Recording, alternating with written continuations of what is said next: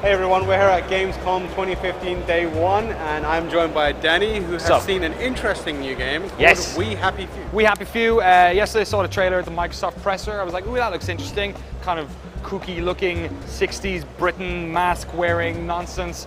Went in to see what it was like. Very interested in this game. You've told me briefly about it off camera, and it seems way more complex and trying to handle issues that are way hidden. So there's this weird like sort of mental health drug-taking classism thing happening, but let me just kind of step back a little bit. So the game that it kind of reminds me of is a little bit obscure, Sir, You Are Being Hunted, which came out on Steam, I think it was last year or the year before. So it's this randomly generated world where you spawn, and it's a roguelike in that when you learn from dying. If you do something dumb, you learn from it, and then you start to learn the rules of the game world, the rules of the antagonists as you play. So basically, the society as it is in the game at the moment is made up of like a couple of different little towns and biomes. One of them is like this really fancy kind of la-di-da 60s Britain town where everyone's on this drug called joy. Okay. So it makes them super happy, and they all take joy, and and they don't like people who aren't on joy. So you could think of it as like antidepressants. Yeah, kind of. Some of a like mind-altering, emotional state-altering drug. Exactly, because there's also this other town, which is across a bridge, where people aren't taking it, or they tried and it didn't work. So they're all bummed out. So they all got pushed out of the society because they're massive downers. Right. And if you go over there and you're like looking nice in your suit or you're on joy, they don't like you because they're envious of you. So basically it's kind of like a first-person like stealth game in which you're trying to go through these different towns, these different sort of, I like to call them biomes because they're definitely separated, and there's different rules in each one. And you are a person who has decided to stop taking joy because if they want to be happy or sad, they rather feel it themselves than be numbed to it, which is a very like antidepressant kind of thing. And you're basically going through the world, learning what you need to collect to get out of this society. Okay. In the trailer that they showed during the Microsoft press conference, it had loads of like these tall men with very happy fake faces trying to inject you with something. That drug, I'm assuming, is joy. Yes. But it changes the way kind of perceive the world, right? It does. So like if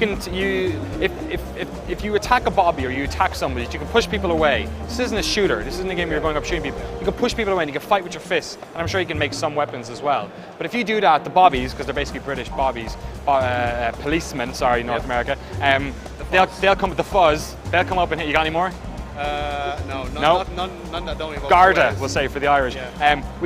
They come up and they start beating on you, but some of them will just be like, oh, you're not on joy. Why aren't you on your joy? And they inject you.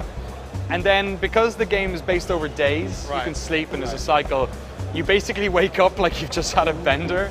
You've just been like, woo! So you wake up in a different part of the town, and like you may have just like, maybe your gun's gone because you were just like, woo! I don't care!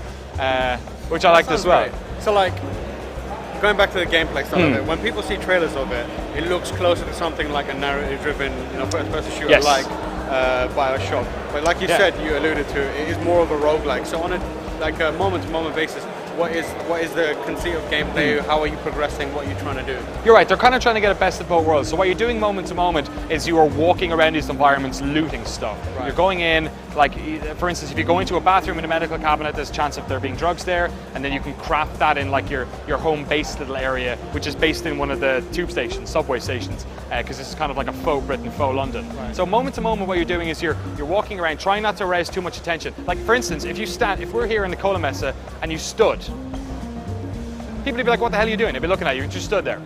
But in video games, we stand there all the time, and we jump up and down.